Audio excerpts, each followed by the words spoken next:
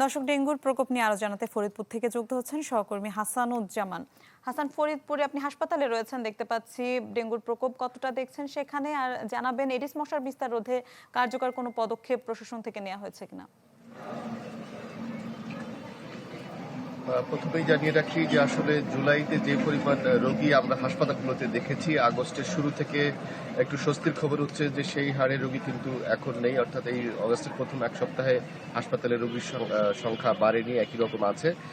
তবে চিকিৎসকরা এবং সংশ্লিষ্টরা যেটি আশঙ্কা করছেন যে চলমান বৃষ্টির কারণে মশার উৎপত্তি স্থলগুলোতে এখনো পানি সচল থাকায় সেখানে এডিস মশার বিস্তার হচ্ছে না দেখে এই অবস্থা। কিন্তু যখনই বৃষ্টি থেমে যাবে তখন কিন্তু এই আশঙ্কাটা আবার বেড়ে যাবে। এই মুহূর্তে ফরিদপুর মেডিকেলে 2 জন সহ সারা ফরিদপুর জেলার বিভিন্ন সরকারি হাসপাতালে 5 জন রোগী ভর্তি রয়েছে এবং 95 জন ডেঙ্গু রোগী কিন্তু এই জানুয়ারি থেকে আগস্ট মাসের এই 7 তারিখ পর্যন্ত এখানে চিকিৎসা নিয়েছে।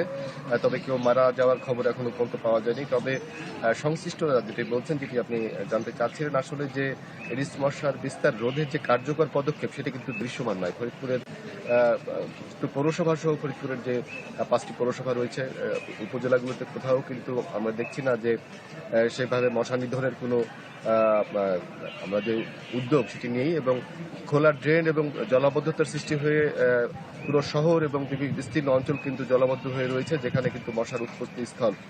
সেখানেও কিন্তু পৌরসভা থেকে পানি নিষ্কাশনের ব্যাপারে প্রচুর গাফিলতি রয়েছে, যেটি নাগরিকদের পক্ষ থেকে আমাদের কাছে অভিযোগ করা হয়েছে।